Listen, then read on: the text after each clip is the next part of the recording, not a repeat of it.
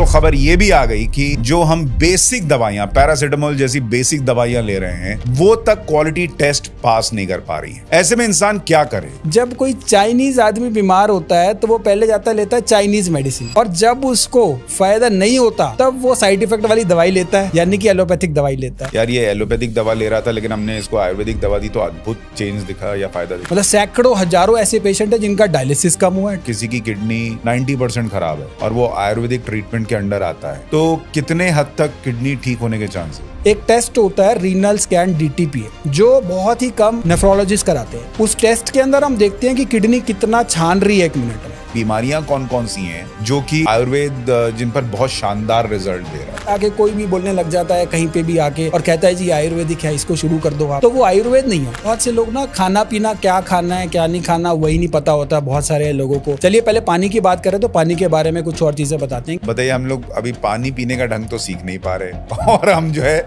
दुनिया भर के मैं लोग देखता हूँ वो रील पे ज्ञान दिए जा रहे हैं। ये वीडियो देख रहा था, उसमें कहा जा रहा था कि हमारा शरीर जो है वो 3 टाइम खाने के लिए बना ही नहीं है, हमको तो जब खाना मिल जाए तभी खा लें तो बड़ी बात है। तो खाने का सिस्टम क्या बताता है आयुर्वेद? देखिए हमारे आयुर्वेद जो है ना वो बड़ा ही साइंटिफिक तरीके से चलता है। चीनी जो है वो एक प्रकार का व्हाइट पॉइजन है। चीनी में सल्फर का प्रयोग होता है, वही सल्फर जो पटाखों की फैक्ट्री में यूज होता है। लेकिन हम क्या कर रहे हैं, गर्मियों में भी कॉफी पी रहे हैं, हम हर मौसम में कॉफी पी रहे हैं, दिन में 2 कप कॉफी पी रहे हैं, वो बॉडी के लिए नुकसानदेह। कुछ किडनी में दिक्कतें आ रही हैं, क्या इसको देखने और मतलब देखकर समझा जा सकता है? बॉडी में कुछ चेंजेस आते हैं क्या आप डेली लाइफ में समझ सकेंगे यार मेरे अंदर कुछ तो गड़बड़ चल रहा है? आप सामवेद में क्या बताया कि दूध को आप एडल्ट्रेट कर सकते हो, दुनिया भर की खाने पीने की चीजों में आप इंजेक्शन लगा सकते हो, दही को आप एडल्ट्रेट कर सकते हो, बाकी जो पैकेज फूड्स है वो तो है ही एडल्ट्रेटेड, उनमें तो केमिकल है, लेकिन आप नारियल पानी को एडल्ट्रेट कर ही नहीं सकते। जिम शरीर को स्वस्थ करने के लिए तो ठीक है, लेकिन ये सप्लीमेंट्स, प्रोटीन शेक वगैरह ये नुकसान कर रहे हैं क्या? देखिए क्या होता है, एक तो सिम्टम्स क्या है, पता चले कि भाई लिवर कुछ परेशान सा अंदर बैठा हुआ है, वो कैसे पता चलता है? लोग चलते फिरते उनको हार्ट स्ट्रोक आ जा रहा है, हार्ट अटैक आ जा रहा है और मतलब रिकवरी का चांस ही नहीं है, वहीं 2 मिनट में लोग खत्म हो जा रहे हैं। ये इतना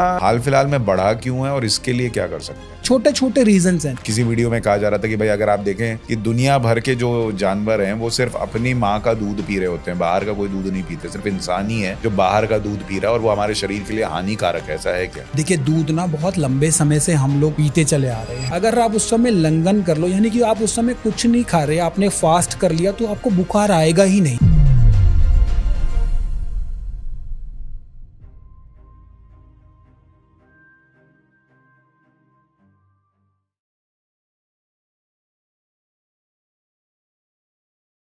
नमस्कार, हमारे इस खास show top angle with Sushant Sinha में आपका बहुत स्वागत है।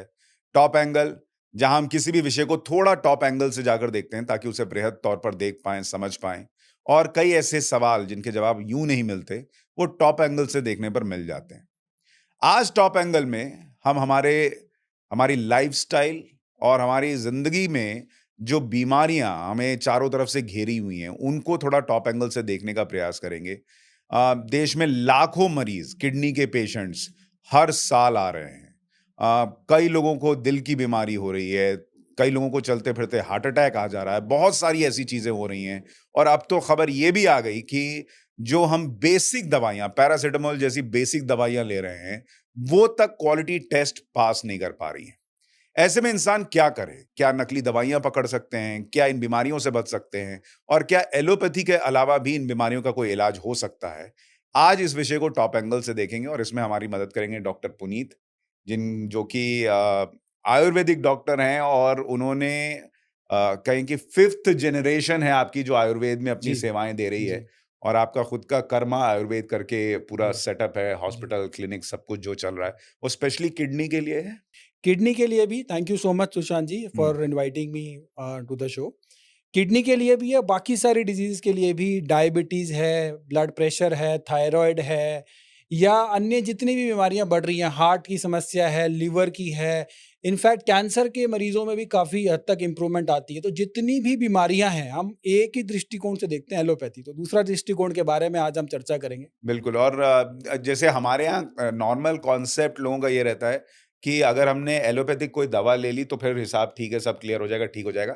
आयुर्वेद को लोग ना थोड़ा, जैसे अगर हम सोचें कि किसी को कराटे में बेल्ट मिला हुआ है तो लोग सोचते हैं एलोपैथी वाला ब्लैक बेल्ट है और आयुर्वेद वाला जो है वो ब्राउन बेल्ट या ऑरेंज बेल्ट होगा। क्या ऐसा या है व्हाइट क्या? बेल्ट या होगा। व्हाइट बेल्ट होगा कि उसने तभी शुरू किया? आयुर्वेद में बिल्कुल, क्या होता है? बिल्कुल ये ही मानसिकता है और एक मानसिकता तो ये है ही कि सबसे पहले बीमारी होती है तो प्राइमरीली एलोपैथिक डॉक्टर के पास जाना है, फिर जब वो बोल दे कि कुछ नहीं हो सकता या अब आखिरी के 15 दिन बचे हैं, 10 दिन बचे हैं तो चलो अब आयुर्वेद की तरफ चलते हैं, वहाँ देखते हैं जाके क्या हो सकता है।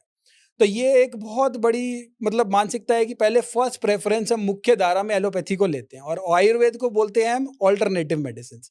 जबकि चाइना में इसके बिल्कुल विपरीत है।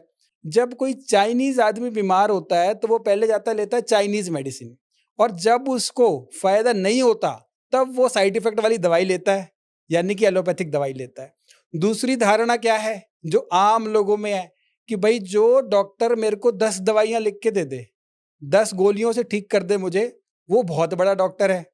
जो 4-5 गोलियों से ठीक कर दे, वो बड़ा डॉक्टर है और जो बिना दवाई के ठीक कर दे, वो मूर्ख है।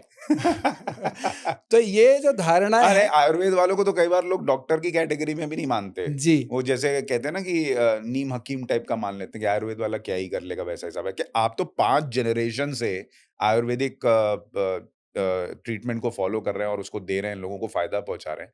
ये 5 जनरेशन में आयुर्वेद की जर्नी जो आपने देखी है वो कैसी रही? लोगों का विश्वास बढ़ा है आयुर्वेद पे? देखिए आयुर्वेद आयुर्वेद से मेरी पहचान है। मेरी पहचान जो है वो आयुर्वेद से आयुर्वेद किसी की पहचान के मोहताज नहीं है। मेरे आने से पहले भी था, मेरे जाने के बाद भी रहेगा। और ये आयुर्वेद लोग कहते हैं जी कब से है, कैसे है? तो ये बहुत पहले से चलता आ रहा है। मैंने देखा है अपने घर में, अपनी फैमिली में कि हम जब जब दवाइयाँ बनाते थे तो वो हाथों से दवाइयाँ बनाते थे और उसके रिज़ल्ट कितने अच्छे आया करते थे। जब हम कस्टमाइज्ड मेडिसिन्स देते हैं पेशेंट को तो उसके रिजल्ट कितने अच्छे होते हैं। तो वो मैंने अपनी आँखों से देखा है। तो तब मेरा विश्वास एक तो हम पढ़ते हैं और दूसरा हम देखते हैं कि पेशेंट को, मरीज़ को कैसे फ़ायदा हो रहा है। वो देखने के बाद जो विश्वास जो था ना वो अलग ही लेवल पर चला गया। जैसे कोई उदाहरण बताइए जो आपने देखा कि यार ये एलोपैथिक दवा ले रहा था लेकिन हमने इसको आयुर्वेदिक दवा दी तो अद्भुत चेंज दिखा या फायदा दिखा? बहुत सारे पेशेंट्स हैं, आज मुझे लगभग खुद प्रैक्टिस करते हुए भी 10 साल हो गए हैं। मैंने अनगिनत पेशेंट्स देखे हैं अपनी प्रैक्टिस में और उन पेशेंट्स में बहुत अच्छे रिजल्ट्स भी देखे हैं। बहुत से पेशेंट जो डायबिटीज़ की दवाई ले रहे थे, इंसुलिन ले रहे थे, इंसुलिन उनके कम हुए हैं, डायबिटीज़ पे उनकी निर्भरता कम हुई है। बहुत से लोगों की डायबिटीज़ बिल्कुल ठीक भी हुई है। आयुर्वेद से? बहुत सारे पेशेंट्स हैं हमारे पास यूट्यूब पे वीडियोस भी उपलब्ध है। साथ-साथ किडनी के पेशेंट्स जो होते हैं, जो कहा जाता है कि मतलब इतने थक जाते हैं, वो निराश हो जाते हैं, हताश हो जाते हैं। कहते हैं जी डायलिसिस करा रहे हैं, सप्ताह में 2 बार करा रहे हैं, सप्ताह में 3 बार डायलिसिस हो रहा है, ट्रांसप्लांट बता देते हैं फिर उनको। तो ये एक रेगुलर चक्र चलता रहता है, जब एलोपैथी में पेशेंट जाता है। तो जब पेशेंट हमारे पास आया, तो उसका डायलिसिस भी कम हुआ है। जैसे मान लीजिए किसी का 2 बार 3 बार डायलिसिस चल रहा था, उसका 2 बार डायलिसिस किया, फिर उसका 1 बार डायलिसिस किया। इस तरीके से बहुत सारे मतलब सैकड़ों, हज़ारों ऐसे पेशेंट हैं जिनका डायलिसिस कम हुआ है। ट्रांसप्लांट जिनको बोल दिया गया था, किडनी ट्रांसप्लांट बहुत एक कॉम्प्लिकेटेड प्रोसेस होता है, जिसके अंदर एक डोनर किडनी का अरेंजमेंट किया जाता है, फिर एक हेवी अमाउंट का अरेंजमेंट किया जाता है, गवर्नमेंट की फॉर्मेलिटीज़ की जाती हैं। उसके बाद भी जो ट्रांसप्लांटेड किडनी है ना, उसकी एवरेज एज कितनी बताई गई है? 5 साल। मतलब आप इतना सब कुछ करने के बाद आपकी पुरानी किडनी कट हो गई, नई किडनी लगी, 5 साल उसकी एवरेज एज है। साथ-साथ उसमें इम्यूनो सप्रेसेंट दवाइयाँ चलती हैं, इम्यूनिटी को कम करने की दवाइयाँ चलती हैं। क्यों? क्योंकि आपका एक बाहर का ऑर्गन बॉडी में लग गया, तो अब वो रिजेक्ट ना हो इसलिए इम्यूनिटी को कम करने की दवाइयाँ। आप because of this immuno suppressant medicines साथ-साथ बहुत 10 तरह की प्रिकॉशंस लेनी पड़ती है पेशेंट को, पब्लिक प्लेसेस में नहीं जाना होता है, 6 महीने तक ये खाना है, ये नहीं करना, बाहर नहीं निकलना, पब्लिक वॉशरूम्स नहीं यूज़ करना है, इस तरह की दुनिया भर की उसको प्रिकॉशन लेनी पड़ती है। 5 साल बाद तो नहीं तो किसी का ज़्यादा भी चल जाता है, लेकिन अल्टीमेटली तो ट्रांसप्लांटेड किडनी जो है वो फेल होती ही होती है। तो जब सोचने समझने की बात है, जब इतना सब कुछ एडवांसमेंट कहते हैं हो गई दुनिया भर की, वो अपनी जो किडनी है वो नहीं ठीक कर पा रहे, तो बाहर की किडनी को कैसे करेंगे? जो नेफ्रोलॉजिस्ट हैं वो दे रहे तो हैं। आयुर्वेद कर देता है अगर मान लीजिए मैं कहूँ कि अगर किसी की किडनी 90% खराब है और वो आयुर्वेदिक ट्रीटमेंट के अंडर आता है, तो कितने हद तक किडनी ठीक होने के चांसेस हैं? देखिए 90% किडनी का जो GFR होता है, जो ग्लोमेरुलर फिल्ट्रेशन रेट होता है, किडनी की जो छानने की क्षमता होती है, वो 90 ml 1 मिनट में लगभग बताई गई है। 90% खराब है, मतलब वो लगभग हमारी जो किडनी है वो 8 ml या 7 ml छान रही है, जहां उसको 90 ml छानना था। अब वो 7-8 ml छान रही है, मतलब वो डायलिसिस वाला पेशेंट हो गया। डायलिसिस 15 ml से अगर किडनी कम छान रही है, 25 ml का प्रोटोकॉल है, तो डायलिसिस के प्रोटोकॉल में, लेकिन 15 ml तक भी बहुत सी बार जरूरत नहीं पड़ती। अब अगर 10% किसी की किडनी काम कर रही है, तो यानी कि वो डायलिसिस की या तो वो करा रहा है या उसे ज़रूरत है। तो ऐसे केसेस में बहुत ही केस टू केस दवाइयाँ देते हैं। अब ये नहीं कि सभी को एक तरह की दवाइयाँ दे दी, सभी को बुखार में जो है कुछ बैंड दवाइयाँ दे दी और कुछ ऐसी दवाइयाँ दे दी जिनका असर नहीं हो रहा। जैसे रिपोर्ट भी आई है पीछे एक कि जो हम दवाइयाँ खा रहे हैं उसका भी असर नहीं है। तो हम कस्टमाइज़ मेडिसिन्स पे फ़ोकस करते हैं। डायलिसिस को अगर किसी का 3 बार हो रहा है, उसको 2 बार करेंगे, फिर उसको 1 बार करेंगे। एक टेस्ट होता है रीनल स्कैन DTPA, जो बहुत ही कम नेफ्रोलॉजिस्ट कराते हैं। उस टेस्ट के अंदर हम देखते हैं कि किडनी कितना छान रही है 1 मिनट में। राइट किडनी कितना छान रही है, लेफ्ट किडनी कितना छान रही है, और फिर उस टेस्ट को हम रिपीट कराते हैं 3 महीने के बाद। GFR 3 महीने में कितना इंप्रूव हुआ हमारे सामने आ गया। बिफोर सामने आ गया, आफ्टर सामने आ गया। किस किस तरीके से इंप्रूवमेंट है, इस सबके सामने हो गया। तो साइंटिफिक आधार पर डायलिसिस को कम किया जाता है।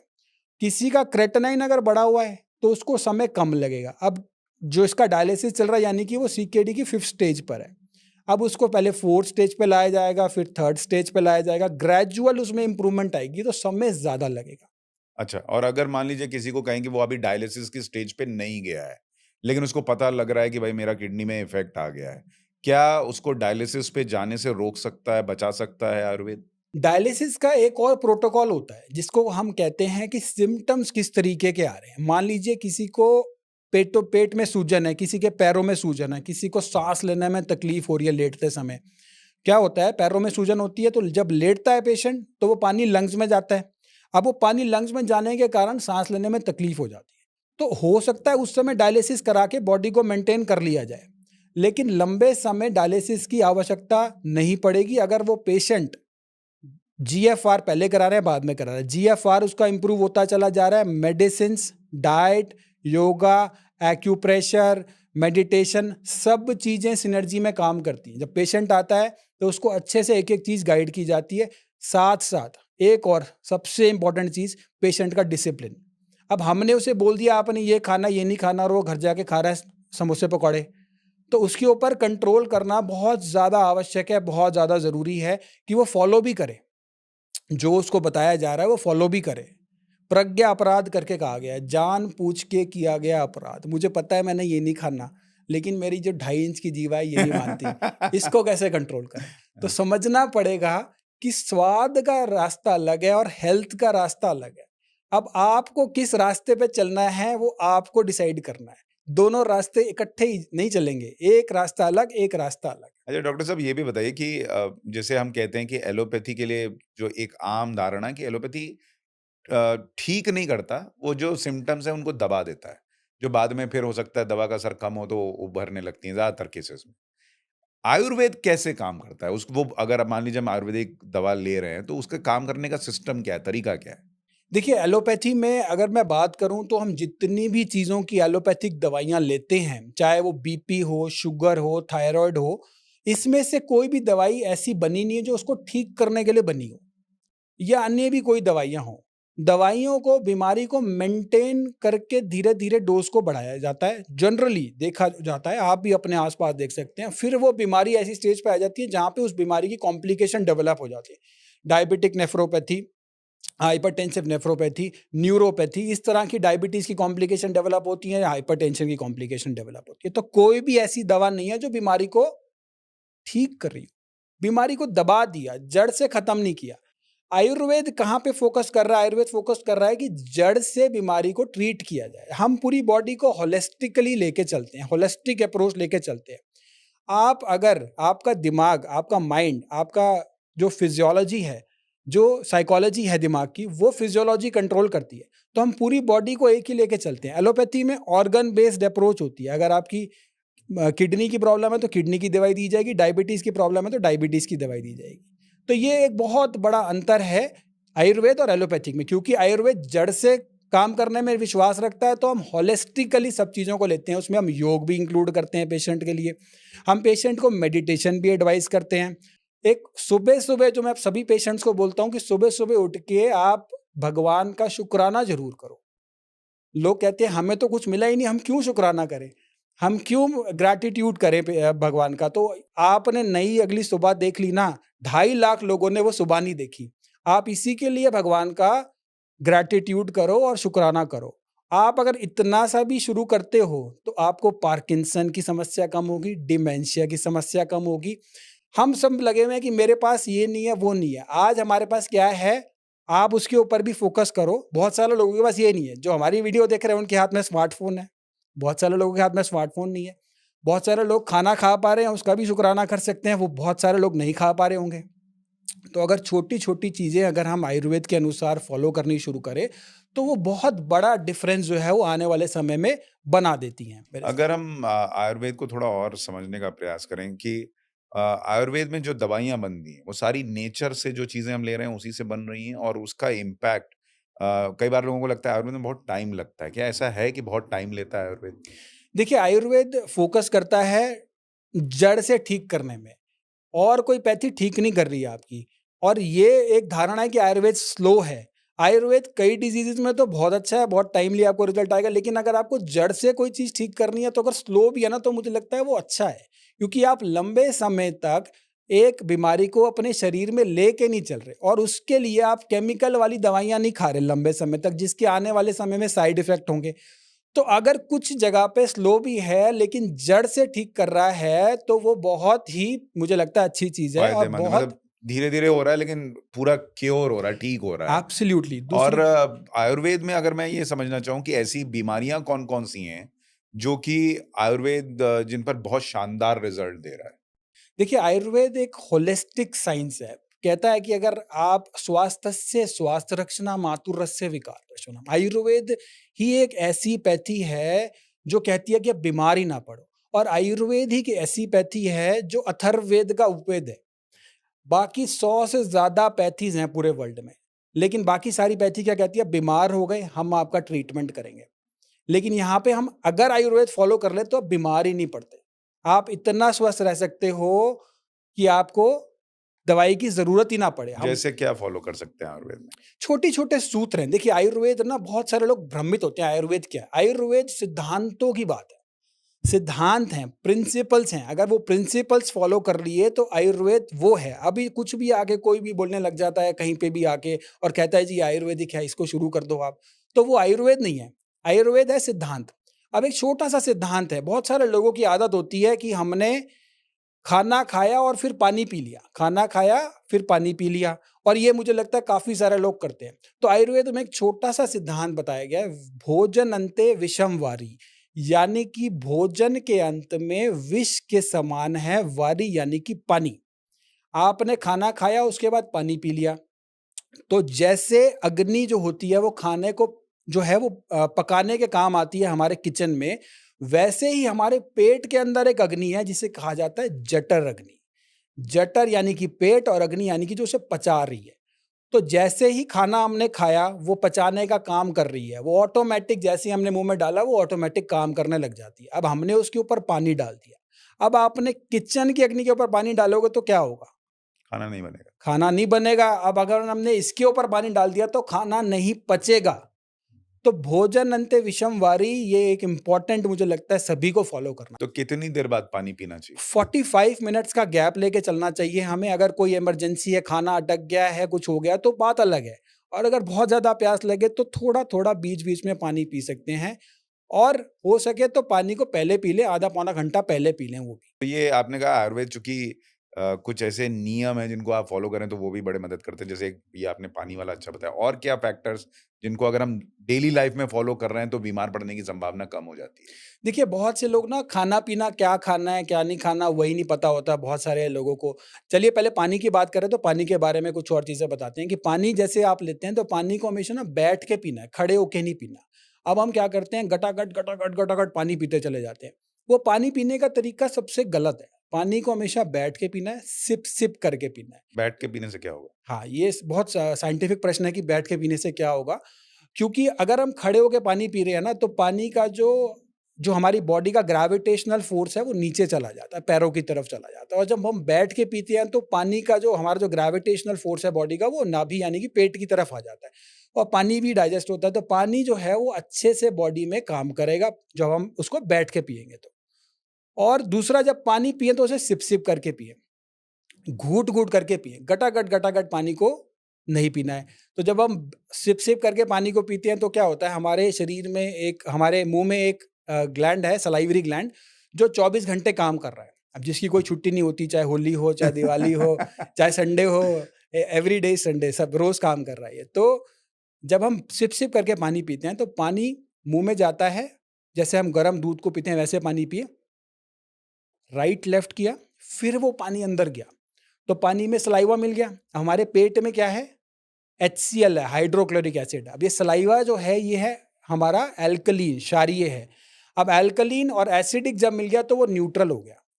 अब न्यूट्रल होने के कारण क्या हुआ? यानी कि जिन लोगों को एसिडिटी होती है, उनको एसिडिटी काफ़ी कम बनेगी, और जिनको पेट की समस्या रहती है, वो कम होगी। अब कहेंगे, बहुत लोग कहेंगे नीचे कमेंट बॉक्स कि बहुत ज़्यादा टाइम लगने वाला है इसमें। लेकिन आपका जितना बीमारी में टाइम लगेगा ना, उससे कम टाइम लगेगा। यहाँ टाइम लगा लो तो बढ़िया रहेगा। सही बात है। ठीक है। तो एवरेज मान लीजिए 1 ग्लास पानी पीना है, तो उसको कितनी देर में पिएँ? 30 सेकंड में, 40 सेकंड में, धीरे-धीरे करके? किडनी 1 मिनट में आपका 90 एमएल छान रही है। मेरे हिसाब से जो पानी आपको पीना चाहिए आयुर्वेद के हिसाब से, वो 100 एमएल एक बारी में पीना चाहिए। फिर एक गैप देना चाहिए, फिर थोड़ी देर बाद आप दोबारा पी सकते हो। अराउंड 2-3-4 मिनट के बाद आप दोबारा पी सकते हो। और एक पानी से रिलेटेड ये है कि जिनका सुबह-सुबह उठ के बहुत से लोग पानी पीते हैं, तो वो एक अच्छी प्रक्रिया है। उसको उखड़ू बैठ के पानी अगर पी लिया, तो हमारे शरीर में 5 तरह की वायु होती हैं, प्राण, अपान, उदान, समान और व्यान, जो हमारे शरीर को चलाती हैं, और 72,000 नाड़ियाँ जो शरीर में है, वो चलाती हैं। तो जब हमने पानी 2 ग्लास सुबह-सुबह अगर उखड़ू बैठ के पी लिया, तो उसमें एक बंद लग जाता है। प्राण वायु और अपान वायु में बंद लग जाता है, यहाँ पे जब हम उखड़ू बैठ के पानी पी रहे हैं। मतलब पैर पीछे फ़ोल्ड करके? हाँ, ऐसे बैठ के, उखड़ू बैठ के, पैर यहाँ पे घुटने लगा के, हाँ, ऐसे बैठ के जब हम पीते हैं, तो उसमें बंद लग जाता है। इंडियन टॉयलेट पोजीशन जो ओके। होती है, वैसी पोजीशन में हम पानी पीते हैं तो। तो उसके बाद जब हम उठते हैं ना, तो हमारा पेट भी बहुत अच्छा साफ होता है। जो हमारे इंटेस्टाइन में जो गंदगी फँसी हुई है, हम जो भी खाना खाते हैं ना, कुछ तो पच जाता है और कुछ जो है वो गंदगी इंटेस्टाइन में अटक जाती है, वो गंदगी भी साथ में निकालता है। तो ये भी एक बहुत अच्छा सूत्र है, जो हेल्दी रहने के लिए 2 ग्लास सुबह उठ के उखड़ू पानी आप पी सकते हैं, बट एक बारी में 100 एमएल तक आप पानी पिएँ, थोड़ा-सा गैप दीजिए, फिर दोबारा पीजिए। बताइए, हम लोग अभी पानी पीने का ढंग तो सीख नहीं पा रहे और हम जो है दुनिया भर के मैं लोग देखता हूँ, वो रील पे ज्ञान दिए जा रहे हैं। सारे आजकल रील रील का जो सिस्टम है ना, उसमें सब डॉक्टर और ज्ञानी बने हुए हैं। अच्छा, ये तो पानी पीना आयुर्वेद सिखा रहा है, ये बड़ी अच्छी बात है, लोग सीखेंगे, मुझे लगता है, उम्मीद है। और दूसरा कि खाने-पीने में जो आजकल की लाइफ़स्टाइल है, आयुर्वेद खाने के लिए क्या बताता है? कैसे खाएँ, कब खाएँ? जैसे अब अलग-अलग सिस्टम चलता है। पहले कहा गया हर 2-2 घंटे पे खाइए, कुछ जिम-विम जाइए तो लोग कहते हैं हर 2 घंटे पे खाना चाहिए। कुछ लोग कहते हैं कि भाई थोड़ा इंटरवल लेके खाना चाहिए। एक मैं कोई वीडियो देख रहा था, उसमें कहा जा रहा था कि हमारा शरीर जो है वो 3 टाइम खाने के लिए बना ही नहीं है। हमको तो जब खाना मिल जाए तभी खा लें तो बड़ी बात है। तो खाने का सिस्टम क्या बताता है आयुर्वेद? देखिए, हमारे आयुर्वेद जो है ना, वो बड़ा ही साइंटिफिक तरीके से चलता है। हमारी बॉडी जो चलती है, वो सूर्य के अनुसार चलती है। हम आज की डेट में लोग बीमार क्यों हैं? अगर हम पीछे चले जाएँ ना, कुछ साल पीछे चले जाएँ, 1851 में हमारी आबादी जो थी, वो 30 से 40 करोड़ थी। आज वो 140 करोड़ है। 30 करोड़ आबादी में 5 में से 4 स्वस्थ थे। 140 करोड़ आबादी में 5 में से 4 अस्वस्थ हैं। इसके पीछे का सबसे बड़ा कारण क्या है? और थोड़ा पीछे चले जाएँ ना, अगर चरक और सुश्रुत के काल में चले जाएँ, जब आयुर्वेद के ग्रंथ जब बताए गए थे, तो शायद वो कहते हैं बीमारी क्या होगी? सोचना पड़ेगा। बीमारियाँ ही बहुत कम होती थी, वातावरण इतना अच्छा हुआ करता था और हमारी हवा-पानी इतनी अच्छी हुआ करती थी। तो बीमारी जो थी, वो उस समय बहुत ही कम हुआ करती थी। तो अब खाने-पीने की अगर बात करें, तो उस समय खाना-पीना जो था, वो स्वस्थ था। अभी थोड़ा-सा जो है, हर चीज़ अडल्टरेटेड आती है, ये इसमें कोई दो राय नहीं है कि कुछ चीज़ें अडल्टरेटेड हैं। लेकिन अगर हम खाने-पीने की बात करें, तो कुछ नियम हमें खाने-पीने के लिए ज़रूर फ़ॉलो करने चाहिए। सूर्यास्त के बाद कुछ ना खाइए और सूर्य उदय से पहले कुछ मत खाइए। हमारी बॉडी को जैसे वात, पित्त, कफ चलाता है, ऐसे ही संसार को सूर्य, चंद्रमा और वायु चलाती है। उसी प्रकार से हमारे दोष चलते हैं और सूर्य के अनुसार ही हमारी बॉडी चलती है। अब हम क्या कर रहे हैं, हम उल्टा कर रहे हैं। मैं वो देखता हूँ ऑनलाइन डिलीवरी वाले आते हैं और वो रात को ही, मैंने उससे पूछा आप सुबह क्या करते हो? सुबह हमारे पास कुछ नहीं होता, हम खाली होते हैं, और लोग रात को ही ऑर्डर कर रहे हैं, रात को ही ऑनलाइन खा रहे हैं और बिल्कुल ही ऑपोजिट कर दिया हमने। तो जितना हम आयुर्वेद से दूर जाते जा रहे हैं उतना हम तो रात बीमारी के को पास खाने चले। से होता क्या है बॉडी के अंदर? देखिए बॉडी जो है वो जठर अग्नि जो है हमारी, वो जठर अग्नि सूर्य के अनुसार चल रही है। सूर्यास्त के बाद वो कहती है बॉडी मेरे को ज़रूरत नहीं है खाने की। अब हम जो भी खाना खा रहे हैं वो डाइजेस्ट नहीं होगा। वो डाइजेस्ट नहीं होगा तो वो आम बनाएगा। आम क्या है? विष समान है। आम जो बनता है, जो अनडाइजेस्टेड फूड रह जाता है बॉडी में, उसके कारण 100 से अधिक बीमारियां बताई गई हैं आयुर्वेद में होती हैं। अब वो अनडाइजेस्टेड फूड के कारण कोलेस्ट्रॉल बढ़ता है, यूरिक एसिड बढ़ता है, दुनिया भर के जितने भी आप विष के नाम है ना, जितने भी आप लेते हो, वो सारे विष ही हैं बॉडी में जो बढ़ रहे हैं because of unhealthy lifestyle and unhealthy diet. अगर हम कुछ सूत्र बेसिक फॉलो कर ले तो मुझे लगता है यही बहुत है हमारे खाने पीने के लिए। नंबर 1 आप ये देखेंगे कि खाना पीना हमें किस तरीके का रखना है। नंबर 2 हम खाना क्या खा रहे हैं। अब अगर छोटी सी बात बोले तो बहुत सारे लोग फास्ट फूड, जंक फूड खा रहे हैं। जंक फूड में जो है वो हमारे लिए ऐसा कुछ भी नहीं है जो हमें फ़ायदा करे। चीनी में हम बहुत ज़्यादा डूबे पड़े हैं, हम हर जगह चीनी का यूज़ कर रहे हैं। अब चीनी में ऐसा क्या है जो हमारे शरीर को चाहिए? क्या उसमें विटामिन है? क्या उसमें मिनरल है? क्या उसमें प्रोटीन है? फास्फोरस है?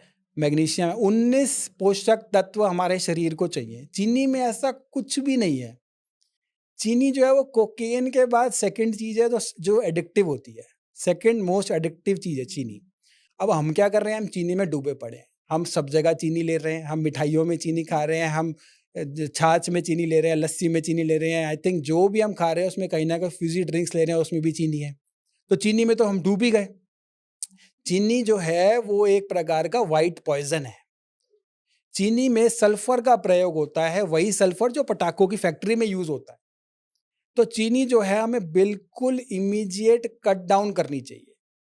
अब चीनी कट डाउन करना ज़रूरी तो है, करना भी चाहते हैं लेकिन होती नहीं है बहुत से लोगों से, पता भी है। वेट लॉस के लिए भी चीनी कट डाउन करना बहुत ज़्यादा ज़रूरी है। उसकी जगह पे आप खांड का यूज़ कीजिए, शक्कर का यूज़ कीजिए। 1 हफ्ता अगर चीनी को कट डाउन कर लिया और खांड और शक्कर का यूज़ कर लिया तो बॉडी के अंदर चमत्कार होगा। शक्कर और चीनी में क्या फ़र्क है?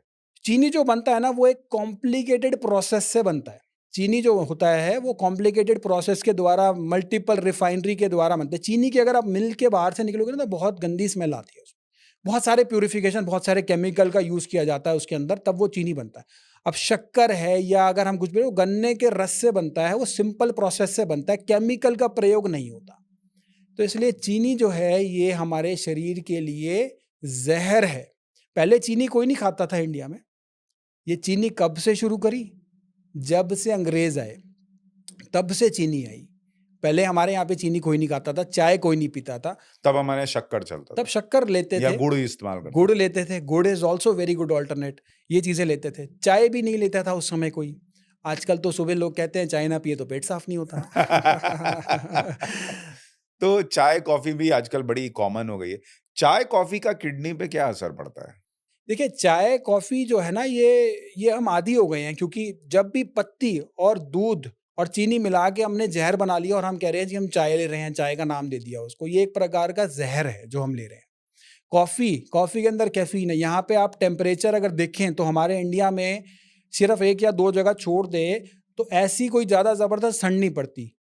अगर ठंड पड़ती भी है तो सर्दियों में 1 आध महीना अगर हम कॉफ़ी पिएँ तो हमारी बॉडी की हार्ट रेट अच्छी रहेगी। लेकिन हम क्या कर रहे हैं, हम गर्मियों में भी कॉफ़ी पी रहे हैं, हम हर मौसम में कॉफ़ी पी रहे हैं, दिन में 2 कप कॉफ़ी पी रहे हैं, वो बॉडी के लिए नुकसानदेह। अगर आप कश्मीर में रहते हो, ठंड बहुत ज़्यादा पड़ रही है, तो आप कॉफ़ी पियो, आपके लिए अच्छी है। आप स्विट्ज़रलैंड में बैठे हो, आप कॉफ़ी पियो, आप पेरिस में बैठे हो, ठंडे देश में बैठे हो, आप कॉफ़ी पियो। लेकिन इंडिया के अंदर, जहाँ पे 6 में से 5 ऋतुएँ गर्मी की हैं, वहाँ पे अगर आप कॉफ़ी का प्रयोग करोगे, तो वो कॉफ़ी तो शरीर के लिए नुकसान देगी, हार्ट रेट को बढ़ाएगी और पल्स बढ़ाएगी, मल्टीपल तरीके से शरीर को, ऑर्गन्स को नुकसान देगी। ब्लैक कॉफ़ी भी? बिल्कुल, ब्लैक कॉफ़ी भी, देखिए कॉफ़ी जो है ना वो हमारे देश के लिए नहीं बनी, साथ में नहीं है हमारे देश के लिए। अब वो लोग कहते हैं जी पास्ता खा रहे हैं, पास्ता में क्या वो दूध मिला दिया, नमक मिला दिया, पहले ही उसको विरुद्ध बना दिया। ते खाने में तो बहुत टेस्टी है, देखो मैंने भी खाया, मुझे भी टेस्टी लगा, लेकिन समझ आया जब देखा कि ये तो बिल्कुल ही विरुद्ध आहार है। विरुद्ध आहार कैसे? विरुद्धाहार मतलब आयुर्वेद में कुछ वर्णन बताए गए हैं चीज़ों का जो हमें कॉम्बिनेशन में नहीं खाना चाहिए। जैसे? जैसे दही के साथ दूध नहीं लेना चाहिए, मछली नहीं खानी चाहिए दही के साथ, दूध के साथ मछली नहीं लेनी चाहिए। और एक ऐसी चीज़ जो बहुत सारे लोग नॉर्थ इंडिया में खाते हैं, लोगों को पता ही नहीं वो खानी नहीं चाहिए। क्या? वो है कढ़ी, कढ़ी पकौड़ा जिसको कहते हैं ना, वो दही होती है ना, जो दही को गरम करके खाते हैं। अब दही का जो एक्चुअल नेचर होती है ना, वो गरम ही होती है, उसकी जो प्रकृति होती है वो गरम होती है। हमने उसको और गरम करके खा लिया, वो हो जाती है संस्कार विरुद्ध, और वो जाके करती है 10 प्रकार की प्रॉब्लम। लेकिन जितने भी मैंने देखा, नॉर्थ इंडिया में बहुत बड़ा प्रचलन है कि दही को गरम करके कढ़ी बना के खा लिया, और वो कढ़ी जो है ना, वो ज़हर समान है जो हम दही को गरम करके खा रहे हैं। अच्छा। जी, बिल्कुल। और उसको हमें इमीडिएट बंद करना चाहिए, क्योंकि दही और गरम करना ये दोनों बिल्कुल संस्कार विरुद्ध हो गए। एक दूसरे के बिल्कुल कॉम्बिनेशन में ही नहीं है। अच्छा, जनरली हम लोग तो ऐसा सुनते आते हैं कि दही जो है, अगर दही खाएँ या दही का कोई भी सामान ले रहे हैं या लस्सी पी रहे हैं, वो पेट को जाके ठंडा करता है। आप कह रहे हैं दही का जो नेचर है वो गरम है, ऐसा है क्या? देखिए, दही बहुत अच्छी है हमारे शरीर के लिए। दही जो है वो हमारे गुड बैक्टीरियाज़ जो होती है, वो हमारे गट बैक्टीरियाज़ के लिए बहुत अच्छी है। लेकिन होता क्या है, दही के लिए कुछ प्रिकॉशंस और कुछ रूल्स होते हैं उसको लेने के लिए। दही आप दिन में लीजिए, दोपहर को लीजिए। रात को दही लेंगे तो वो कफ बढ़ाएगी आयुर्वेद के अनुसार। कफ को बढ़ाना नहीं है ना, इसलिए रात को हमें दही नहीं लेनी, दही का सेवन नहीं करना। अगर एंटीबायोटिक लिए ना, तो दही का सेवन आप कीजिए। 15 दिन रोज़ दही खाइए। तो एंटीबायोटिक्स की वजह से जो गुड बैक्टीरिया, बैड बैक्टीरिया जो दोनों मर गए ना, तो गुड बैक्टीरिया दोबारा से आ जाएँगे। तो दही अच्छी है, लेकिन कुछ प्रिकॉशंस के साथ हमें लेनी चाहिए। दही जो है वो कफवर्धक बताई गई है। अब बहुत से चीज़ें होती हैं जी कि दही को अगर दही को मिट्टी के बर्तन में जमाते हैं, घर वाली दही, बाहर वाली दही होती है पैस्चराइज़ हो जाती है। पैस्चराइज़ दही में बैक्टीरिया जो होते हैं वो खत्म हो जाते हैं। घर वाली दही जो मिट्टी के बर्तन में जमाई गई है, वो सबसे अच्छी है लेने के लिए। और दही के साथ एक और प्रिकॉशन ध्यान रखना है, दही में नमक डाल के या चीनी डाल के लेंगे तो वो किसी काम की नहीं है। ओह! क्योंकि ऊपर से नमक डाल दिया, चीनी डाल दी, 2.5 इंच की जीवा के लिए डाली ना, लेकिन वो दही को खराब कर गई, क्योंकि उसके अंदर जो बैक्टीरिया थे, वो मर जाते हैं, अच्छा। नमक और चीनी से। जी, क्योंकि वो केमिकल वाली नमक और चीनी है ना, उससे वो बैक्टीरिया मर जाते हैं। दही को हमेशा हमें प्लेन लेना चाहिए, और हो सके तो मिट्टी के बर्तन में जमाई हुई दही लेना चाहिए। उससे उसकी प्रकृति भी ठीक हो जाती है, जो थोड़ी हल्की गर्म दही को होती है। फिर गुड़ के साथ ले सकते हैं अगर हाँ, आपको गुड़ थोड़ा बहुत स्वाद के लिए अच्छा, चाहिए। बिल्कुल, गुड़ के साथ ले सकते हैं दही को, क्योंकि वो एक नेचुरल तरीके से बना है, उसमें केमिकल नहीं है। लेकिन केमिकल तो आजकल गुड़ में भी लोग मिला ही दे रहे हैं, उसका कुछ नहीं कर सकते। मतलब एक्चुअल थोड़ा अगर असली हाँ, गुड़ हमें मिलता असली है, गुड़ मिल जो जाता है। गन्ने के रस से बनता है गुड़, वो गुड़ जो होता है वो बेस्ट होता है। अच्छा डॉक्टर साहब, आप कह रहे हैं कॉफ़ी हमारे लिए, भारत के लोगों के लिए उतनी अच्छी नहीं है। मैं कई डॉक्टर्स के वीडियो देख रहा था, वो कह रहे थे कॉफ़ी बड़ी अच्छी है, पीजिए। अब लोग कन्फ्यूज़, डॉक्टर पुनीत को सुने, उन डॉक्टर्स को सुने, क्या करें? तो मैं तो ये कहता हूँ, मैं तो खुद देखता हूँ वीडियोज़, मुझे लगता है कि ये आयुर्वेद कह रहे हैं, आयुर्वेद है भी सही या नहीं? तो सबसे पहले तो ये जानना पड़ेगा, कोई कुछ भी आके बोल देता है और वो कहता है जी आयुर्वेदिक है ये आयुर्वेद के अनुसार है कि नहीं है? किसी भी चीज़ उठाया, ये आयुर्वेदिक है, आप ये कर लो, ये ले लो, ऐसे कर लो। उसके पीछे के साइंस क्या है, उसके पीछे का सिद्धांत क्या है, वो जानना पड़ेगा, वो देखना पड़ेगा। क्या वो आयुर्वेदिक द्वारा शिक्षित भी हैं, या कोई भी आके आयुर्वेद के बारे में कुछ भी ज्ञान कहे और कह दिया जी ये आयुर्वेदिक है। तो देखिए, कॉफ़ी का आयुर्वेद में कोई इस समय इस तरह का वर्णन नहीं है, लेकिन कॉफ़ी जो है ना, वो हमारे प्रदेश की नहीं है, हमारे लिए साथ में नहीं है। तो ये हमें देखना और समझना पड़ेगा। बहुत सारी चीज़ें हम लेते हैं, डाइट जो होती है ना, डाइट हमेशा कैसी होनी चाहिए? वो इंटरनेशनल डाइट नहीं होनी चाहिए। हम क्या खा रहे हैं, hot dog, cold dog, pizza, burger, ये सारे जो है ना, ये यूरोप में जो अ, मतलब जो थोड़े लोअर स्ट्राटा के लोग होते हैं ना, वो जल्दी-जल्दी खाने के लिए अपना वो लिया, पिज़्ज़ा लिया, जो हम बड़े शान से बड़ी-बड़ी जगहों पे जाके खा रहे हैं। हमारे पास इतनी सारी चीज़ें हैं खाने के लिए, हम फिर भी उनको कॉपी करे जा रहे हैं। उनके पास तो मेरे ख़्याल 10% चीज़ें भी नहीं हैं खाने के लिए। दूसरा, डाइट के बारे में बात कर रहे थे, डाइट हमारी इंटरनेशनल नहीं होनी चाहिए, डाइट हमारी नेशनल भी नहीं होनी चाहिए। अब देखिए, डाइट जो होती है, एक जगह पे मान लीजिए गुजरात है, वहाँ पे हो सकता है गर्म हवा चल रही हो, राजस्थान में गर्म हवा हो, चेन्नई है, वहाँ पे हो सकता है गीली हवा हो। डाइट नेशनल नहीं हो सकती। अच्छा, आपके रीजन वाइज़ होनी चाहिए, डाइट हमेशा लोकल होती है। लोकल। लोकल होनी चाहिए डाइट, जहाँ आप रहते हो, जहाँ की आपकी वो हवा जैसी है, उस हिसाब से डाइट होती है और वही हमारी बॉडी के लिए साथ में होता है, वही बॉडी के लिए अच्छा होता है। अब हम क्या करें, हम नेशनल डाइट, इंटरनेशनल डाइट के चक्कर में फँस गए और अपनी चीज़ों को भूलते चले जा रहे हैं। अब जब कोई गोरा आके ये बात बोलेगा तब लगेगा आयुर्वेद इज़ द बेस्ट, तब हमारे लोगों को विश्वास होगा आयुर्वेद इज़ द बेस्ट। नहीं आयुर्वेद को तो मुझे लगता है अभी मोदी जी के आने के बाद थोड़ा फिर भी आयुर्वेद में लोगों का विश्वास बढ़ा है और आयुर्वेद का कल्चर थोड़ा बढ़ा है। उसके पहले तो आयुर्वेद को लोगों ने एकदम ही खत्म मान लिया था कि क्या है, कुछ नहीं। तो थोड़ा मोदी जी के आने के बाद चेंज हुआ है। लेकिन मुझे ये भी समझाइए कि जब हम आयुर्वेद की बात कर रहे हैं और सारी चीज़ें समझने का प्रयास कर रहे हैं, जो बीमारियां हैं, जैसे अगर हम किडनी की बात करें कि किडनी में कुछ इफेक्ट पड़ रहा है और कुछ किडनी में दिक्कतें आ रही हैं, क्या इसको देखने और समझ मतलब देखकर समझा जा सकता है? बॉडी में कुछ चेंजेस आते हैं क्या कि आप डेली लाइफ में समझ सकें कि यार मेरे अंदर कुछ तो गड़बड़ चल रहा है? देखिए, हम अब सामवेद में क्या बताया कि भगवान का अंश हैं हम। मतलब हमारे अंदर ही सुपर पावर है। हम अपने आप को ही पहचान सकते हैं क्या बीमारी है और उसी को हम ठीक करने की भी काफ़ी हद तक हम कैपेसिटी रखते हैं। तो ये तो बिल्कुल है कि हमारी बॉडी सिग्नल्स देती है कि कुछ प्रॉब्लम चल रही है, कोई बीमारी चल रही है और हमें भी कुछ ना कुछ कहीं न कहीं एहसास होता है। छोटी-सी बात करता हूँ बुखार की। बुखार आने लगता है ना तो उससे पहले 2 दिन पहले बॉडी को पता चल जाता है, हाँ जी, मेरे को शायद अब 2 दिन बाद बुखार होगा। बॉडी एक होने लग जाएगा या कुछ और प्रॉब्लम, भूख नहीं लगेगी, भूख कम होने लग जाएगी। तो ये बॉडी तो सिग्नल देती ही देती है। हमें समझना है कि ये मैं प्रॉब्लम होने वाली है। तो किडनी सिग्नल देता है कि मेरे साथ दिक्कत हो किडनी भी सिग्नल देता है क्या? और मैं कहता हूँ आधे से ज़्यादा चीज़ों में तो हम बिना दवाइयों के ठीक कर लें। हुँ। बिना दवाइयों की ही हम ठीक कर लें। ज़रूरी थोड़ा आयुर्वेद में भी दवाइयाँ लेनी है। तो अब मैं वो तीसरी कैटेगरी का वैद्य हो जाऊँगा जो बिना दवाइयों के ठीक कर दूँगा। तो नहीं, अगर पहले लेकिन किडनी के सिग्नल तो बताइए कि अगर ये चीज़ें लोगों को दिख रही हैं डेली लाइफ में, तो ये कुछ तो सिम्पटम है कि किडनी को दिक्कत है। जी। देखिए, किडनी सबसे पहले जो होता है, अगर किसी को ब्लड प्रेशर है या किसी को डायबिटीज़ है, तो वो एक प्रोन एरिया में आते हैं जहाँ पे किडनी फेलियर का चांसेस बहुत ज़्यादा होता है। तो ऐसे पेशेंट्स को नंबर 1 अपना बीपी कंट्रोल रखना चाहिए, बीपी को मॉनिटर करना चाहिए। डायबिटीज़ के लिए एचबीएवन.सी को उन्होंने चेक करना चाहिए कि कितना आ रहा है। एचबीएवन.सी शुगर का 3 महीने का टेस्ट होता है। अब सिग्नल कैसे देती है बॉडी? अगर आई के नीचे पफ्फीनेस आने लग जाती है बहुत सी बार, तो ये हो सकता है this might be because kidneys are not functioning properly, but this is not always vice versa. Same goes, अगर पैरों में सूजन आ रही है किसी को, तो वो क्या होता है कि पानी जो है ना वो डाइजेस्ट नहीं हो रहा और वो पैरों में जा रहा है। तो पैरों में सूजन आने के बाद कई सारे पेशेंट्स को पता चलता है, अरे ये क्या था? डॉक्टर के पास जाते हैं, वहाँ पता चलता है कि किडनी जो है वो काम नहीं कर रही।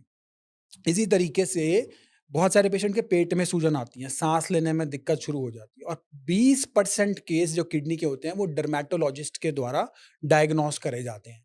क्या होता है, किडनी के सिम्पटम्स और बीमारियों के मुकाबले कम होते हैं। तो बहुत सी बार जब किडनी काम नहीं कर रही होती तो यूरिया, क्रेटनाइन जो है वो बढ़ने लग जाता है बॉडी। जब वो यूरिया क्रेटनाइन बढ़ता है तो बॉडी में इचिंग शुरू हो जाती है क्योंकि वो टॉक्सिन्स बॉडी में इकट्ठे हो रहे हैं जो निकल नहीं पा रहे। किडनी का मेन काम है कि वेस्ट को बाहर निकालना, प्रोटीन को रोक के रखना। अब जब किडनी काम नहीं कर रही तो वो वेस्ट को भी वेस्ट भी बॉडी में रुक रहा है। तो जब वो वेस्ट रुकता है तो बॉडी में कई प्रकार से इचिंग और कई तरीके की खुजली शुरू हो जाती है। जब वो डॉक्टर के पास जाते हैं, डर्मेटोलॉजिस्ट के पास जाते हैं, स्किन स्किन डिजीज़ वाले के पास जाते हैं, तब वो केएफटी कराते हैं और तब पता चलता है 20-25% केसेज़ में कि किडनी काम नहीं कर रही। अच्छा, तो ये स्किन भी कई बार आपको बताता है कि भैया गड़बड़ है मामला। एब्सोल्यूटली, बिल्कुल बताता है। अ, इसके अलावा जो एक बड़ी चर्चा होती है कि भाई स्टोन बन गया है, किडनी में स्टोन हो गया है। एक तो लोग कई बार कहते हैं कि बियर पीने से स्टोन निकल जाता है, ऐसा होता है? देखिए, बियर जो है वो डाययूरेटिक होती है, जौ का पानी है। अब वो स्टोन के कॉन्टेक्स्ट में बात करेंगे तो वो एक तरीके से किडनी को फ्लश आउट करती है, लेकिन बियर के साथ प्रॉब्लम ये है, मैं यहाँ बोलूँगा बियर ले लो, तो बहुत सारे लोगों को मतलब ये लगेगा कि बहाना है कि बियर लेने का। लेकिन देखिए, एक प्रॉब्लम ये है कि अगर हम इसके आदी हो जाते हैं तो हमारा अंत हो जाता है। तो इसके इसीलिए ना ये एक अच्छा अल्टरनेट नहीं है किडनी स्टोन के लिए। हालाँकि एक नेचुरल डाययूरेटिक होने के कारण वो स्टोन को निकालने में, फ्लश आउट करने में मदद ज़रूर करेगी, लेकिन अगर आप लिमिट में इसका सेवन कर पाएँ तभी। हाँ, पता चला कि स्टोन निकल गया और आप जो है वो लीवर खराब हो गया। लिवर खराब हो गया और आप बाहर में फँसे हुए एब्सोल्युटली। हैं। तो वो वाली चीज़ है। जी। लेकिन ये स्टोन या किडनी की जो समस्याएँ हैं, अगर आप कह रहे हैं कि आधी चीज़ें तो हम घर में ही अपने किचन में ही कुछ चीज़ें ढूँढ लें और रोज़ इस्तेमाल कर लें या रोज़मर्रा की ज़िंदगी में इस्तेमाल कर रहे हैं, तो उनको कंट्रोल कर सकते हैं। किडनी के लिए स्पेशली, मैं बाकी बीमारियों पर आऊँगा, लेकिन पहले किडनी के लिए, हमारे घर में ऐसी क्या चीज़ें हैं जो एक स्वस्थ किडनी के लिए मददगार हो सकती हैं? देखिए घर के अंदर ना हमारे बहुत सारे ना आयुर्वेदिक जो हम मसाले यूज़ करते हैं, वो कहीं न कहीं आयुर्वेदिक में सब चीज़ों का वर्णन है। अगर किसी की किडनी खराब नहीं है, तो उसके लिए कुछ अलग है, किसी को किडनी हेल्दी रखनी है, स्वस्थ रखना है, तो सबसे बढ़िया अल्टरनेट होता है नारियल पानी का सेवन करना। लेकिन अगर किडनी खराब हो गई, तो नारियल पानी का सेवन नहीं करना है। ओह!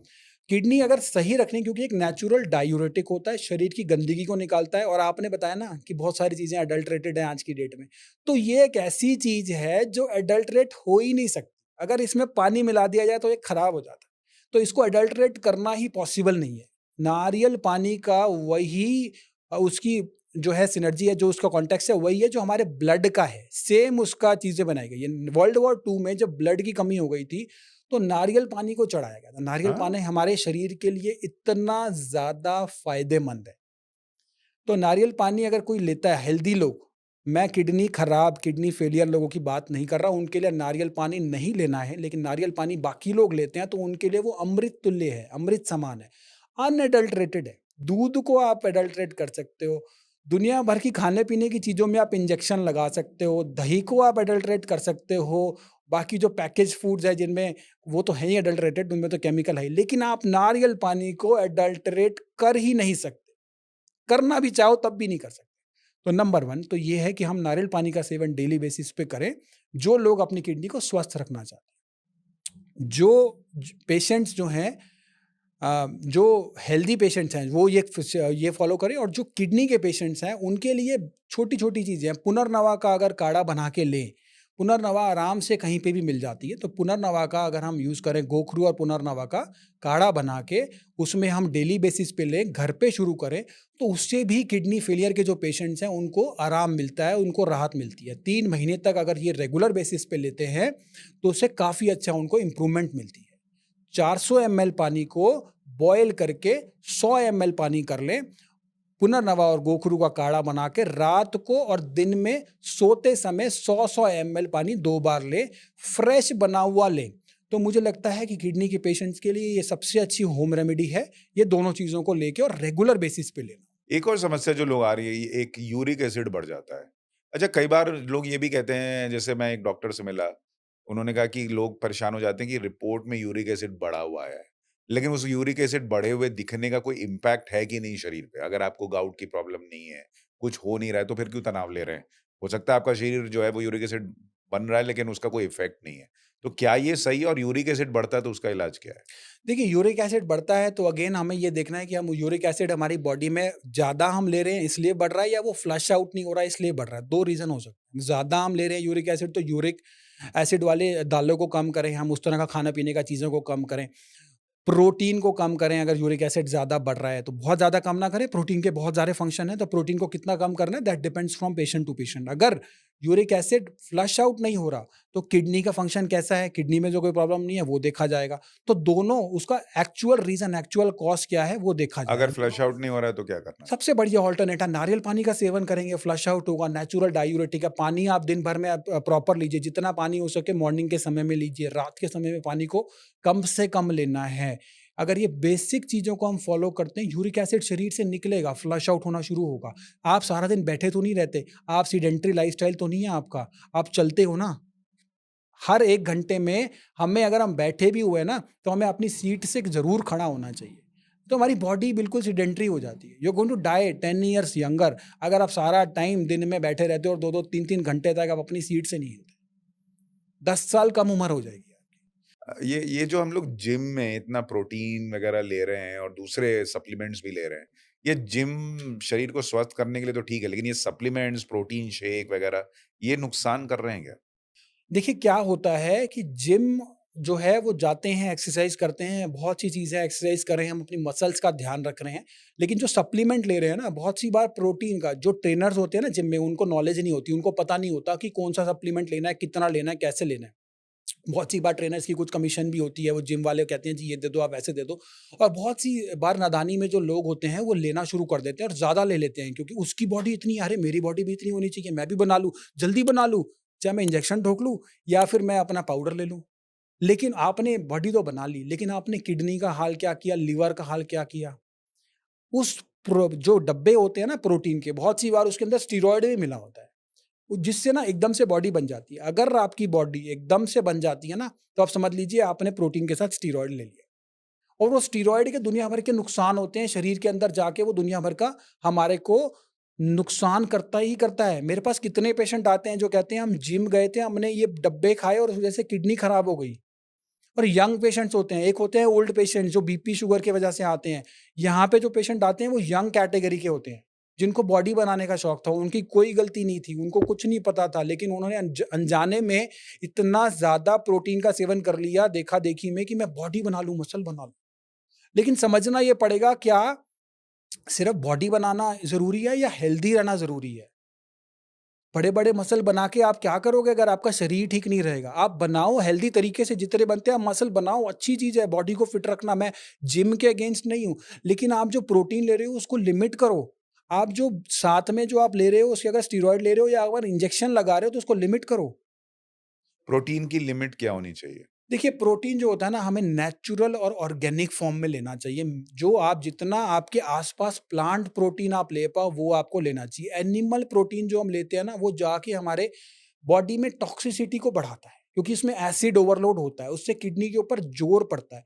प्लांट प्रोटीन आप लीजिए, दाल का सेवन कीजिए, मूँग की दाल में भी बहुत प्रोटीन होते हैं, आप उसको रेगुलर लीजिए। उड़द की दाल है, हमारे पास एम्पल चीज़ें हैं प्रोटीन के लिए, अगर हम उसको लेना शुरू करें तो। मुझे ये भी बताइए कि एक तो हम किडनी की इतनी चर्चा कर रहे हैं, लेकिन दूसरा उसका जो भाई है बगल में वो लिवर, वो भी बड़ा इम्पोर्टेंट है। तो लिवर के एक तो सिम्पटम्स क्या हैं? पता चले कि भाई लिवर कुछ परेशान सा अंदर बैठा हुआ है। वो कैसे पता चलता है? देखिए, अभी एक पीछे रिसेंटली रिपोर्ट आई थी कि आप अगर फ्रेंच फ्राइज़ खा रहे हो ना, तो वो सिगरेट से ज़्यादा नुकसानदेह है, हार्मफुल है।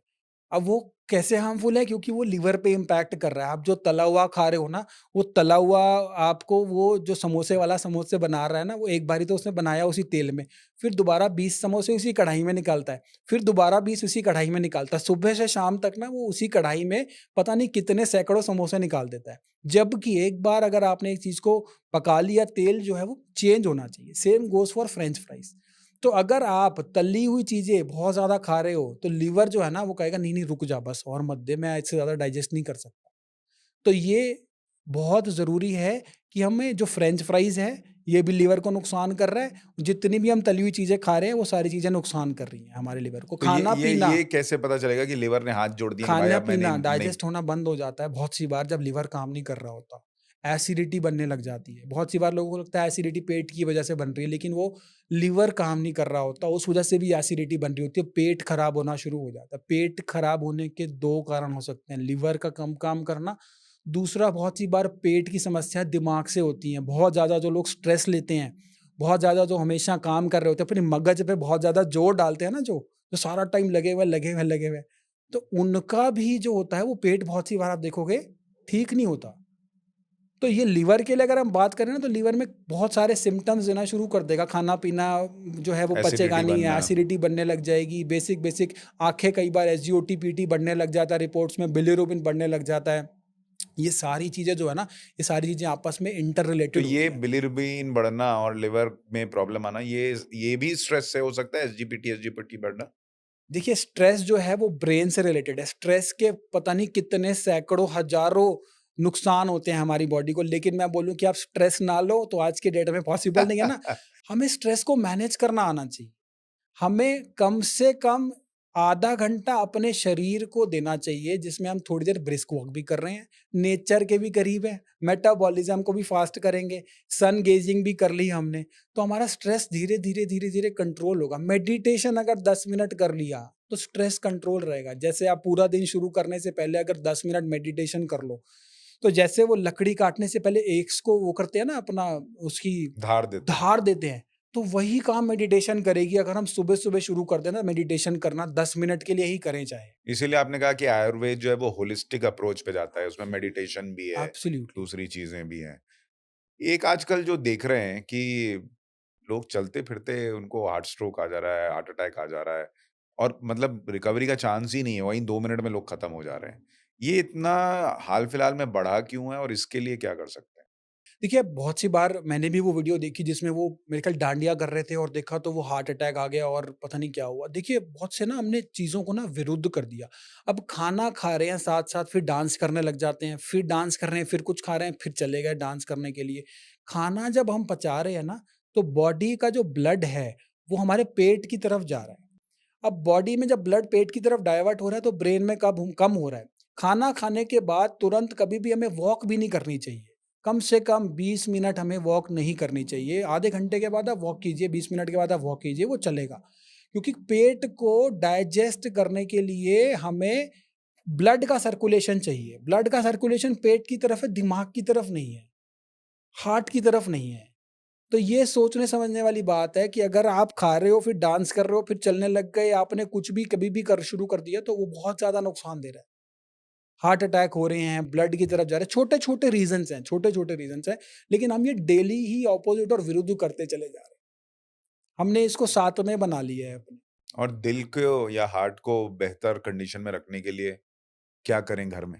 जैसे आपने लिवर और किडनी के लिए बताया। जी, देखिए हार्ट के लिए जो होता है ना, सबसे पहले ज़रूरी होता है कि अर्जुन अर्जुन की छाल आती है। अर्जुन की छाल का पाउडर 1 चम्मच लेना शुरू कर दो डेली बेसिस पे, रात को सोने से पहले। सबसे बढ़िया औषधि है हार्ट के लिए। और दूसरा, वेट लॉस कर लो। वेट लॉस जो होता है ना, वो हार्ट के ऊपर सबसे ज़्यादा जो इंक्रीज़ वेट होता है, वो प्रभाव पड़ता है सबसे ज़्यादा हार्ट के ऊपर। क्योंकि हार्ट को ब्लड जो है वो एक-एक जगह पे देना पड़ता है, एक-एक सेल्स और टिश्यूज़ को देना पड़ता है। तो ये अगर वेट लॉस कर लेंगे तो हार्ट के ऊपर भी दबाव जो है वो बहुत कम पड़ेगा। सही बात है। अभी इनफैक्ट जब हम ये सारी चर्चा कर रहे हैं और आपने वेट लॉस का ज़िक्र कर दिया, तो बहुत सारे लोग जानना चाहेंगे कि वेट लॉस के लिए करें क्या? जैसे मैंने आपसे शुरू में कहा था, कई लोग कहते हैं 2-2 घंटे पे खाना चाहिए, कई लोग कहते हैं नहीं इतनी बार-बार नहीं खाना चाहिए, कुछ गैप दे के खाना चाहिए। तो खाने-पीने का सिस्टम रखना क्या है? कितनी देर पे खाना है? कितनी बार खाना है? और क्या रिग्रेसिव ट्रेनिंग करनी है, बहुत ज़्यादा ट्रेनिंग करनी है, कम करनी है? उसका भी कोई तरीका तय है क्या?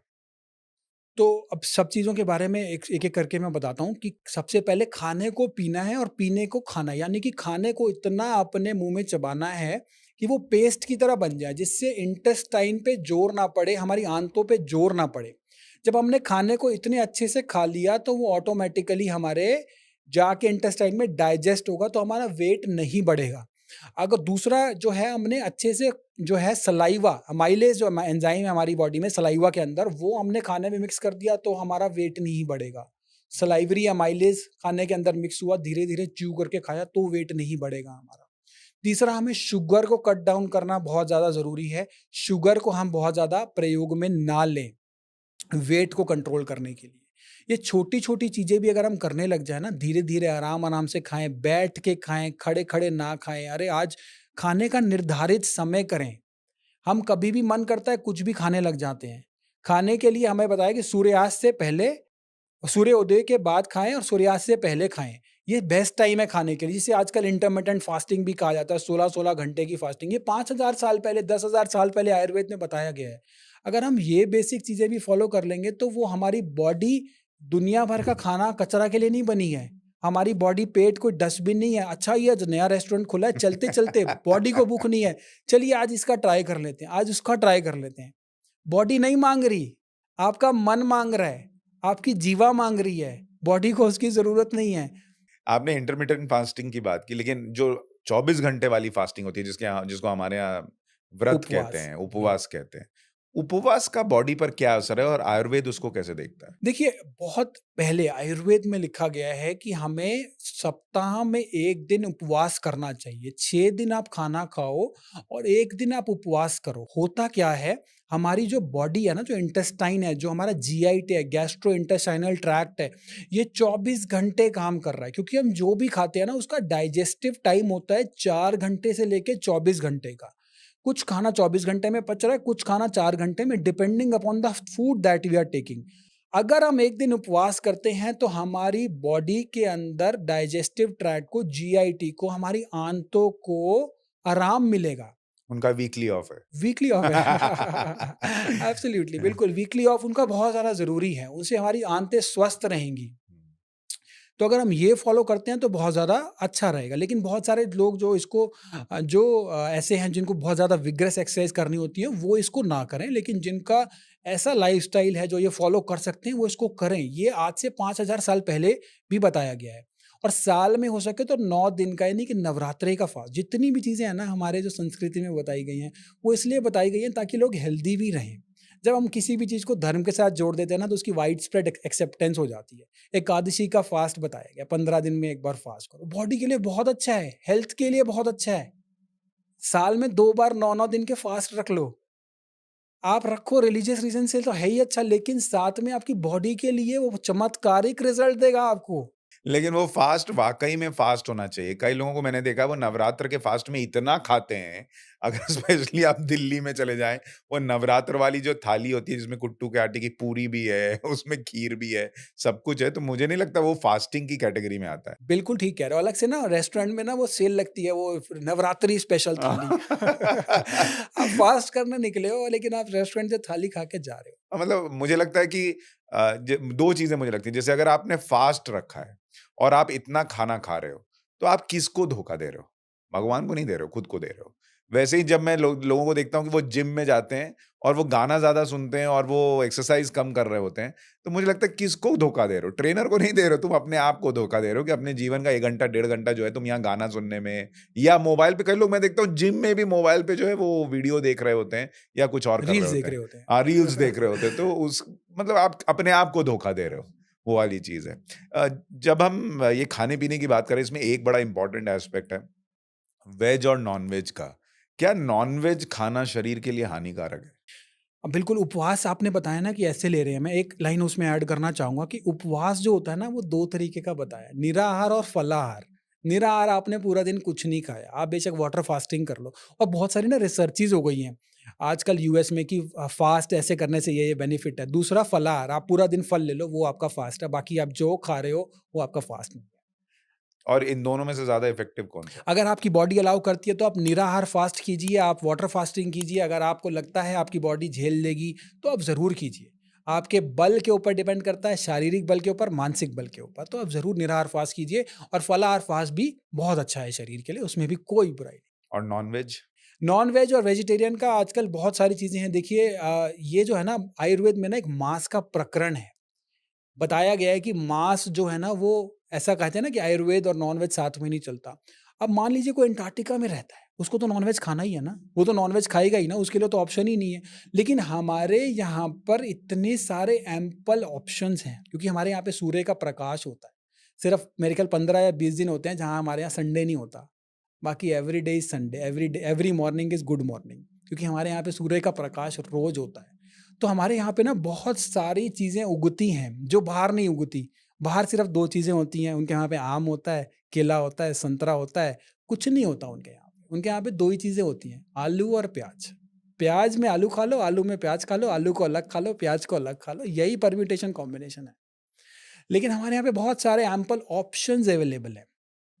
हमने क्या करा, हमने नॉन-वेज वहाँ देखा-देखी शुरू कर दिया काफ़ी हद तक। हम कॉपी करते हैं ना वेस्ट को, वो जो कर रहे हैं हम वही करने लग जाते हैं बिना देखे सोचे-समझे।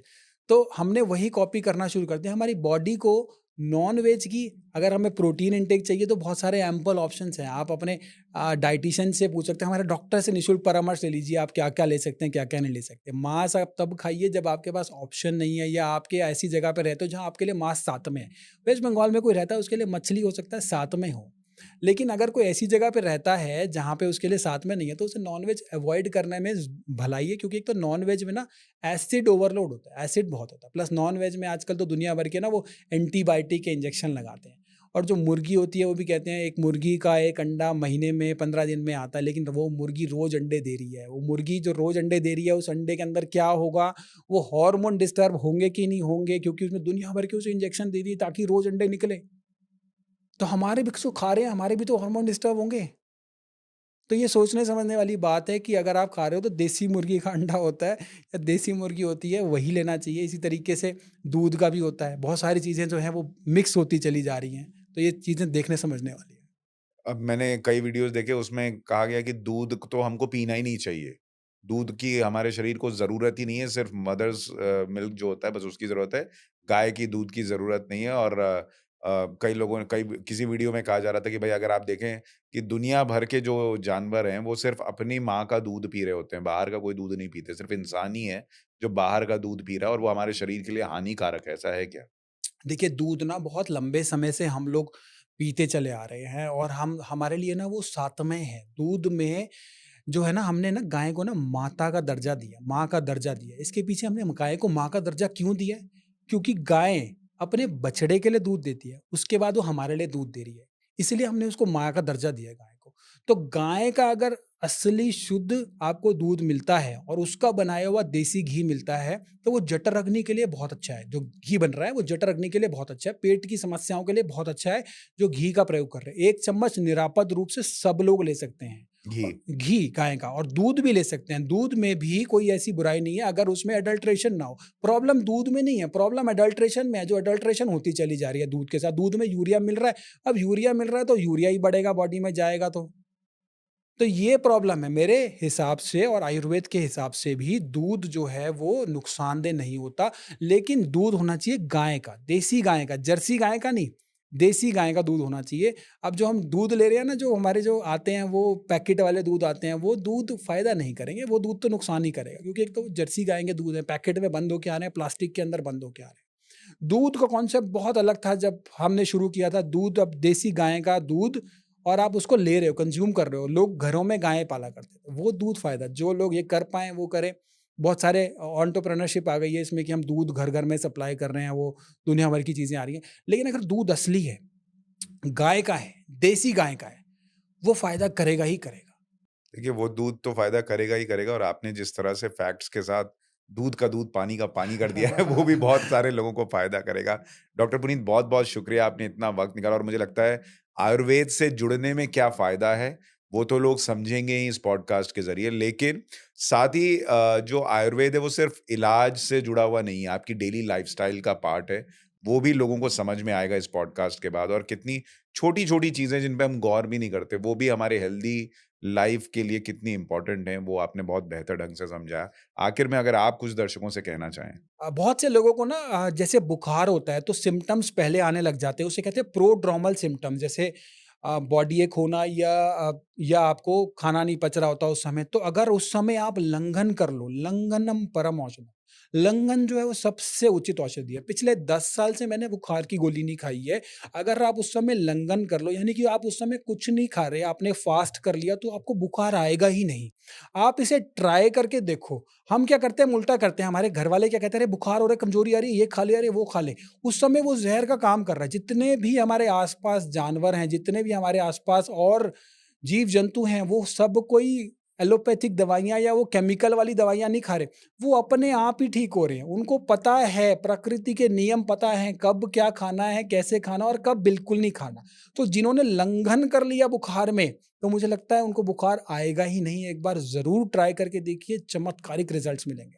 ये आपने अच्छा दिया है, लेकिन जब बुखार आ रहा है तब, आ गया उसके बाद आप दवाइयाँ ले सकते हैं, जैसा कई बार लोगों को जी, ज़रूरत पड़ती है। ऐसा नहीं कि जी। अब 104 का बुखार है और तो आप आपको लेनी है लेनी दवाइयाँ, है ले कन्फ्यूज़न नहीं करनी, उस समय लेनी है दवाइयाँ, उस समय बुखार उतारना ज़रूरी हाँ, है। ऐसा ना हो कि बुखार आपका बढ़ रहा है। लेकिन जब बुखार के सिम्पटम लग बुखार रहे हैं, बुखार आने से पहले आने का से है ये पहले। लंघन, उसके हुँ। बाद तो आपको दवाई लेनी है, उसके बाद आप जैसे भी ठीक कीजिए, चाहे किसी भी पैथी से कीजिए, बुखार तो उतारना ही है, चाहे आपको ऐसा ना हो उस समय आप वैसे करें। एक बुखार तो आपको और मुझे लगता है हमारे देश में बहुत लोगों को उतारने की ज़रूरत है और वो बुखार है कि भई वेस्टर्न कल्चर अच्छा है और हमारा अपना कल्चर जो है वो बेकार है। तो उस बुखार को भी उतारिए, आयुर्वेद से जुड़िए, समझिए, एक बार एक बार देखिए प्रयास करके कि भई आयुर्वेदिक सिस्टम से जुड़कर हमको क्या फ़ायदा होता है, आयुर्वेदिक उपचार से क्या फ़ायदा होता है और हमारे आस-पास जो नेचर ने, प्रकृति ने इतना दिया है, वो हमारे लिए कितना फ़ायदेमंद है। डॉक्टर पुनीत बहुत-बहुत धन्यवाद थैंक हमारे यू साथ सो इस मच, पॉडकास्ट में जुड़ने के थैंक यू लिए। So much. आपको ये पॉडकास्ट कैसा लगा? आपकी सोच में कितना असर आया इस पॉडकास्ट को देखने के बाद? हमें कमेंट करके ज़रूर बताइएगा। नमस्कार।